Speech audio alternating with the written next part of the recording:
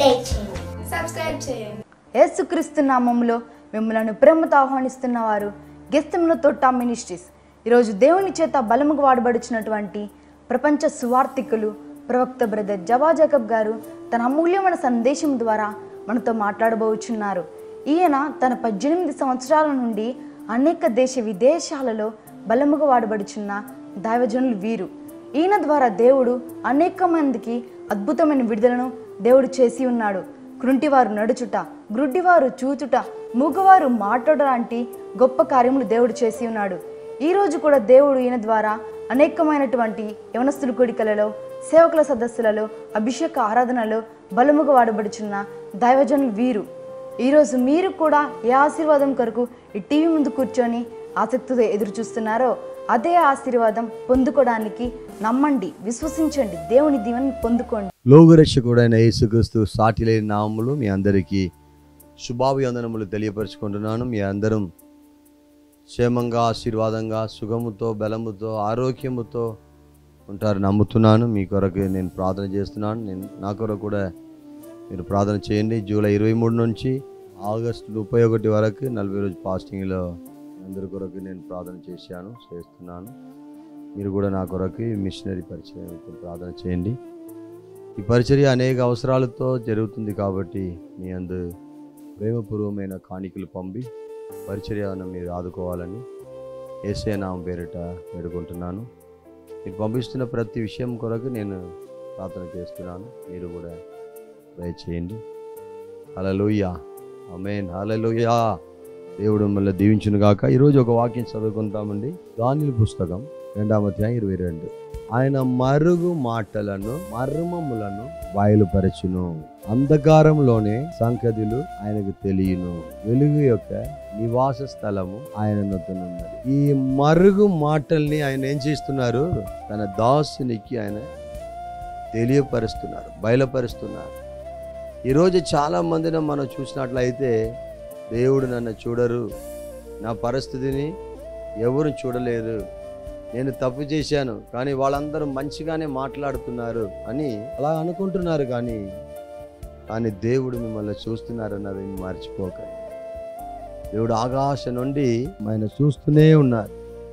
ఆయన ఆకాశం ఎంత వెడల్పు ఉన్నదో ఆయన తన పిల్లల మీద ఉన్న ఆసక్తి కూడా అంత విస్తార మనసు కలిగి మనల్ని చూస్తున్నట్టు. నన్ను చూడలేదు, నన్ను పట్టించుకోవట్లేదు, నేను మంచిగానే ఉన్నాను, పావం చేస్తున్నాను, అలాగే నేను పీడి తాగుతున్నాను, కంజా చేస్తున్నాను, వ్యభిచారం చేస్తున్నాను, వేశ్యధనం చేస్తున్నాను, నేను పని చేసిన ప్లేస్లో ఇలాగే చేస్తున్నాను, మంచిగానే ఉన్నాయి, నన్ను అందరూ మెచ్చుకుంటున్నారు అంటున్నారు. నో, బైబిల్లో ఆయన అన్నిటిని చూస్తున్న దేవుడు, లోతైన దాన్ని చూస్తున్న దేవుడు.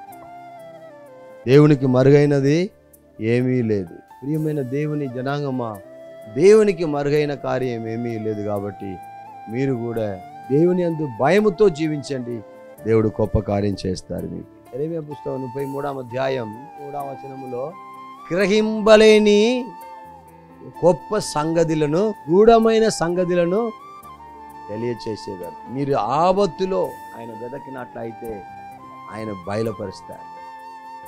ఏదో ఒకరు చెప్పి మనము చెప్పడం కాదు. That is not prophecy. అది కౌన్సిలింగ్ అని చెప్పవచ్చు, లేకపోతే మిమ్మల్ని ఓదార్చడం అని చెప్పవచ్చు, లేకపోతే ఆ లైన్ తెలియక మీరు ఇలాగే వాడుకున్న పదాలను చెప్పవచ్చు. కానీ మీరు ఏం చెప్పాలంటే దేవుని సన్నిధిలో, ప్రియమైన దేవుని జనాంగమా, మీరు దేవునికి ఆలోచన కొరకు వేచి ఉండాలి. ఎలాగ లోతైనది చూడండి. కీర్తనలు 36:6 చదివినట్లయితే ఏం చెప్పబడుతుంది? నీది దేవుని పర్వతముతో సమానం, నీ న్యాయ విధులు మహా అగాధములు. యెహోవా నరులను జంతువులను రక్షించువాడవు నీవే. అగాధములు, చాలా లోతైనది, లోతైన మర్మాల దేవుడు బయలుపరుస్తాడు. కొందరు అనుకుంటారు, నాతో పాస్టర్, నాతో ప్రాపర్ట్, నాతో వీళ్ళు వాళ్ళు మంచిగానే ఉంటున్నారు అని అనుకుంటున్నారు. నో, మీకు సమ్ టైము నాలాంటి వారు మీకు అలాగే చెప్పినట్లయితే మీకు నాకు సంబంధం లేక పారిపోతారు మీరు. మొన్న ఒక మేడం గారు వచ్చారు, మీ దగ్గర రావడానికి చాలామంది భయపడుతున్నారు బ్రదర్, ఏమని అడిగితే మీరన్నీ చెప్పేస్తారు, వాళ్ళకున్న రహస్యాలన్నీ మీరు చెప్పేస్తారు, అందుకు రావడానికి భయపడుతున్నారు. ఎంతోమంది కాలేజ్ పిల్లలు, ఎంతోమంది సోదరు జాబ్ చేసిన వాళ్ళు, ఎంతోమంది ఫ్యామిలీ మెంబర్స్ చాలామంది వచ్చి ప్రార్థన చేసుకుంటున్నారు. వాళ్ళకి చెప్తున్నాను, ఈయన ఫలానా కార్యం దేవుడు బయలుపరుస్తున్నారు. మహా అగాధములో ఒకరోజు నాతో కలిసి ఒక గ్రూప్ వచ్చారు, ప్రార్థన చేశాము, టీముగా వెళ్ళాము. మీటింగ్ అయింది. 3 రోజులు మీటింగ్ జరిగింది. 3వ రోజులు మేము అందరం బయలుదేరాలి. అప్పుడు పాస్టర్ గారు వచ్చి డబ్బులు ఇచ్చారు. నేను డబ్బులు తీసుకోగానే ఇంకా ఒక స్తోత్రం ఇంకొక బ్రదర్ వచ్చి అలాగే డబ్బులు ఇస్తావా లేకపోతే ఏం చేస్తావా బాగా గొడవ పెట్టారు. అప్పుడు నాకు ఇచ్చిన డబ్బుల్ని పాస్టర్ గారు దేవుడు మీకు ఇవ్వమంటున్నారు బ్రదర్ పాస్టర్ గారు అని చెప్పి నేను ఆయనకి ఇచ్చి ఆ స్తోత్రం మైక్ సిస్టర్ డబ్బులు కట్టడానికి సహాయం చేశాను అన్నమాట. అప్పుడు నాకు ఇచ్చిన డబ్బులు అంత డబ్బులు ఇచ్చారు. అప్పుడు నాకు ఆల్రెడీ పాకెట్లో 1000 రూపాయల నోటు ఉండే. అప్పుడు నేను బ్యాగ్ తీసి చూస్తే 1000 రూపాయల నోటు కనిపించలేదు. అప్పుడు దేవుడా ఏం చేయాలి, ఆయన దగ్గర కూడా ఉన్న డబ్బులు ఇచ్చేసాను, ఏం చేయాలని ప్రార్థన చేస్తే ఎవరు తీసుకున్నారని ప్రార్థన చేస్తే ఫలానా వ్యక్తి ఆవలించినట్లు నాకు దేవుడు బయలుపరిచాడు. అప్పుడు బ్రదర్ డబ్బులు ఏమైనా తీశారా చెప్పండి అంటే ఆయన చెప్పలేదు. తర్వాత దేవుడు మరలా ప్రార్థన చేసి ఆవలించినట్లు దేవుడు బయలుపరిచారు. అప్పుడు నాతో వచ్చిన ఆయన ఏం చేశారంటే 1000 రూపాయల కాగితంను చుట్టి ఒక పళ్ళు లేదు, అక్కడ దవడపల్లి లేదు, ఒక దవడపల్లి లేదు, దానిలో ఆయన చుట్టి దానిలో పెట్టుకొని ఉన్నారు. బ్రదర్ కొద్దిగా 100 ఆగను బాబు అంటే ఆగన్నారు. దానిలో 1000 రూపాయల నోటు ఉన్నది. దేవుడు రూఢమైన కార్యములు దేవుడు బయలుపరుస్తారు. ఇక్కడ చెప్పుడు మహాగాధ జలములలో లోతైనది. ఎందుకు లోతుగా వెళ్ళాలంటే లోతులోనే చేపలు దొరుకుతాయి, ఒట్టులో చేపలు దొరకదు. అందుకే జాలర్లు అంతా మన బ్రదర్స్ ఏం చేస్తున్నారు, సముద్రం ఆ లోతులోకి వెళుతున్నారు. మీరు చూసినట్లయితే లూకా 5వ అధ్యాయం 4వ వచనంలో ఆయన బోధించిన చాలించిన తర్వాత నీ ధోనిను లోతులకు నడిపించు. ఇలా చాలా సత్యం ఉన్నది బ్రదర్ అండ్ సిస్టర్. లోతులోనే చేపలు దొరకదు, అందుకే లోతులోకి వెయ్యి. మన జీవితం ఎంతో పైన పైన పైన పైనే ఉన్నది. అంతా లోకంలో ఏం చేస్తున్నామో అదే చూస్తున్నాము. ఆత్మీయమైన జీవితంలో డీప్గా మనం వెళ్తేనే ఆ లోతైన మర్మాల్ని మనము పొందుకోగలము బ్రదర్ అండ్ సిస్టర్. అప్పుడే అదే అభిషేక హస్తం మన మీద ఉంటుంది. ఎంతోమందిని మనం చూస్తున్నాము ఈరోజు అనేక లోతైన అనుభవాలు లేదు.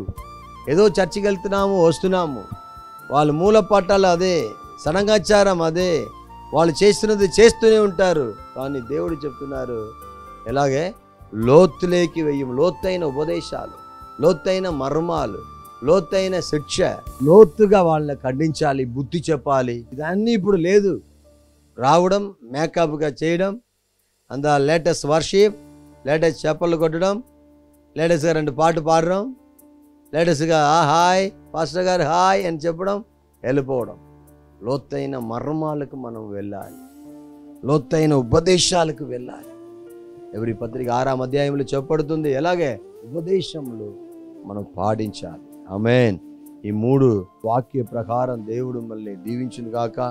లోతైన మర్మాలు, లోతైన సత్యం, అన్నిటిలో మనల్ని దేవుడు నడిపించాలి. ఏదో సంఘానికి పాపం అని చెప్పి కాணிకలు ఇస్తున్నారు, అలా కాదు. నేను ఎప్పుడు చెప్పినది ఏంటంటే నేను పాపం అని చెప్పి నాకు కాணிక ఇవ్వద్దు, దేవుని సేవ ఎదగాలని కాணிక ఇవ్వండి అంటారు. అలాగే పాపం కాணிక కాదు, పాపం ఆయన బ్రతికించాలి అన్నది కాదు. సుఖభోగం పెరుగుతుంది, దేవునికి శిక్షలో మీరు పెరుగుతేనే ఆశ్రయించు. ఆమేన్. దేవుడు మిమ్మల్ని దీవించిన కాక. మంచి తండ్రి మీకు వందనాలయ్యా. లోతైన మర్మాలను తెలుసుకోవడానికి కృప దయచేయండి, అంధకార శక్తి నుండి విడుదల దయచేయండి. మీ అభిషేకం చేత నింపండి ప్రభువా, అవసరాలన్నీ తీర్చండి అయ్యా, అక్కిని చేత నెప్పండి అయ్యా. దైవమే స్తోత్రం. పేతురు చూసి చెప్పావే లోతులేకి వల వేయమని, అలాగే లోతులేకి వల వేసి నూతనమైన ఆత్మలో పట్టుకోవడానికి కూడా కృప దయచేయండి ప్రభువా. ఎలా పోరాటం మార్చండి, కుటుంబంలో శాంతి సమానం, నెమ్మది, సంతోష సమానం దయచేయండి ప్రభువా. సాతానిక ఆధిపత్య శక్తులని మారిపోవును గాక. విడుదల ఇచ్చినందుకు స్తోత్రం తండ్రి. ఈ టైంలో ఎవరెవరైనా వ్యాధితో, బాధలతో, దుఃఖముతో, నెమ్మది లేక సమస్యలతో ఉన్నారో వారందరికీ స్వస్థత, విడుదల కలగనుగాక. మీరు అలా చేయబోదని స్తోత్రాలు తండ్రి. కృప లోపల భద్రపరిచి కాపాడాలని నజరేయుడైన యేసయ్య నామములో అడిగి వేడుకొనుచున్నాము తండ్రి. ఆమేన్, ఆమేన్. దేవుడు మిమ్మల్ని దీవించును గాక. దేవుడు గొప్ప కార్యం చేస్తారు. మీకు ఇప్పుడు వరకు ఉన్నద కంటే లోతైన మర్మాల్లో దేవుడు నడిపించబోతున్నారు. ఈ పరిచయ నిమిత్తం ప్రార్థన చేయండి. ఈ మాతో కలిసి పరిచయం చేయడానికి రండి. దేవుడు మిమ్మల్ని తారాల తారాల మేళ్ళతో నిండుగా మెండుగా దీవించును గాక. ఆమేన్.